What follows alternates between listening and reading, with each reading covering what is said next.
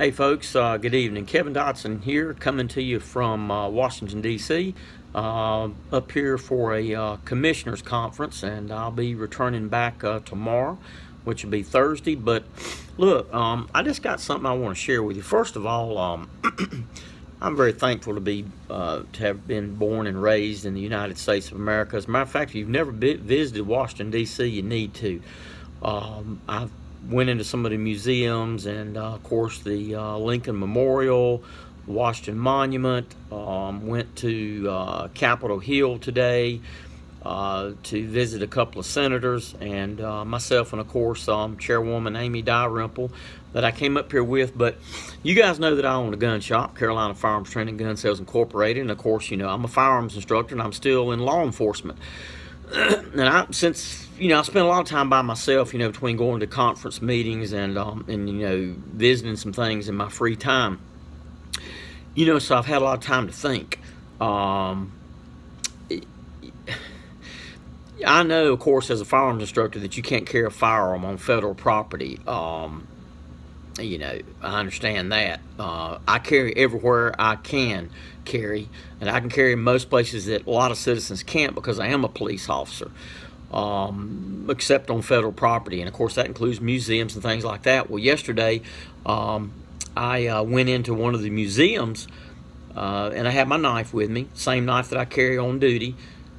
I haven't been to Washington since the 80s, okay? So, I wasn't thinking. I went in there, and I put my knife and my cell phone in the little bowl. It goes through the x-ray machine, and as soon as I got on the other side of the x-ray machine, the guy takes my knife, and he looks at me, and he says, "Come with me." And I'm like, oh gosh, I'm fixing to get arrested or something. I'm thinking, oh, there goes my law enforcement job, my political career, everything, right? No, it wasn't like that. I met a lady that was a law enforcement officer. Didn't have my ID and my badge with me. I had ID with me, but not my police ID. But she let me keep my knife anyway, and we kind of made a little joke about it. But I just told her, I said, hey, we carry knives. I mean, in North Carolina, just about everybody I deal with, even at a law enforcement level, carries a knife, right? So, but I didn't go in any other museums the rest of the day, because she told me I probably wouldn't be able to get in. So the next day, today, having a little bit of free time because we're going back tomorrow, of course, I left my knife in the room.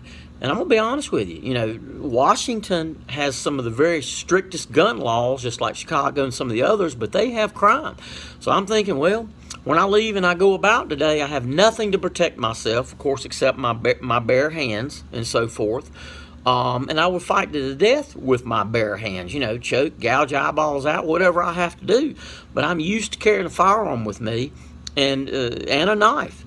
So as I'm coming back from the Lincoln Memorial and the Vietnam Memorial Wall, which you just have to come to these places if you've never been up here.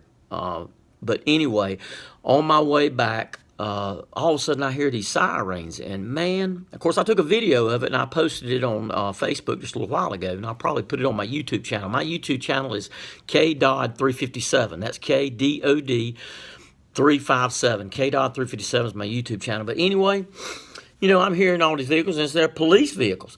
Well, first of all, there must have been about 12 Harley-Davidson police motorcycles that led this. We know them as 1059s in law enforcement, an escort, and man, I'm telling you, they were parting the Red Sea, as I call it, coming up through there down, I believe it was Constitution Avenue. Then behind that, there must have been about 6 black Suburbans, and then behind that, 2 limos with flags on the front, and a SWAT vehicle, and other police vehicles. And I'm not thinking, well, maybe that's the president, and it may very well not been. But the thing is, it was somebody important. Ain't no doubt about that. And I'm going to tell you what now.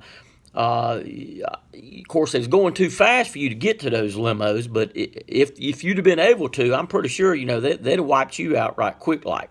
I understand that, but as I'm thinking, whoever was in that car had a cadre of people to protect them, and I know they had guns with them, right? Well, I didn't have anything. I didn't even have my knife. Well, the funny thing is, then I get on the metro to go back to my hotel room, and I notice on the metro, it's kind of funny.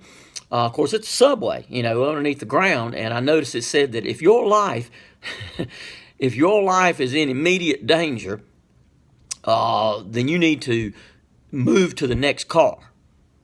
Keep on moving to the next car. So I'm like thinking, okay, my life's in imminent danger. Imminent danger.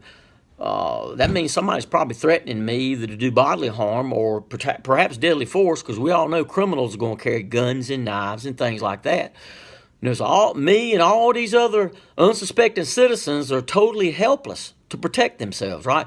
It says if your life is in immediate danger, we recommend that you move to the next car. Okay, if I move to the next car, what am I going to do when I run out of cars, right? Then I'm going to have to defend myself physically, which I would, but it would be nice to have one of my survival tools, be it a knife or preferably a gun, because the gun trumps everything, right? Okay, well, then I get off the sub, and I, get on back up here in my room, and I think, I have really enjoyed my stay in Washington. I really have, but felt vulnerable. Felt vulnerable out there because I know the criminals out there are going to carry knives and guns and things like that. And, of course, you hear me in my concealed carry classes, and I'm a commissioner, too, and I don't mind telling you this, but I like making things an even playing field out there, right? If the bad guys got guns, I want guns, okay? So I'll be glad when I get back to North Carolina, because North Carolina is a very gun-friendly state. Most people can carry guns anywhere they want, of course, except for where there are signs that are posted on doors, which I totally disagree with, because all it does is makes all the people inside potential victims. And the bad guys know that. It's the craziest thing I've ever seen. There ain't nothing political at all about that, but people want to make it political, and I just don't get it. But I was very enlightened to come up here to Washington, realizing that if I didn't want to go into the museums, of course, I could have carried a knife with me, right? But, I wanted to see some of these places. And, of course, going into the museums, you go through the metal detectors and things like that. So I'm okay with that, because that means everybody that goes into museums goes through metal detectors. But once I'm outside, then I'm vulnerable again. I'm going to be honest with you. I started to carry my knife today and hide it in a bush or something somewhere, and then get it when I come back out of the museum. I'm serious. But that's a Benchmade, and it's an expensive knife. And I was afraid somebody off in the distance might see it and then steal it. It wouldn't be there when I come back outside. So anyway, I'm already a little over 7 minutes in the video. I went a little bit longer, but I'm looking forward to getting back to good old North Carolina, where I call home. So, and I'll be doing my videos again on my Facebook page. And of course, don't forget, subscribe to my YouTube channel, KDodd357. Most of the videos I put on there are about firearms and firearms training, something like that. But occasionally I'll throw something on there with a little bit of humor too. So I'll be taking Amtrak tomorrow back to North Carolina. Looking forward to getting back home. Till I see you next time, be safe, guys.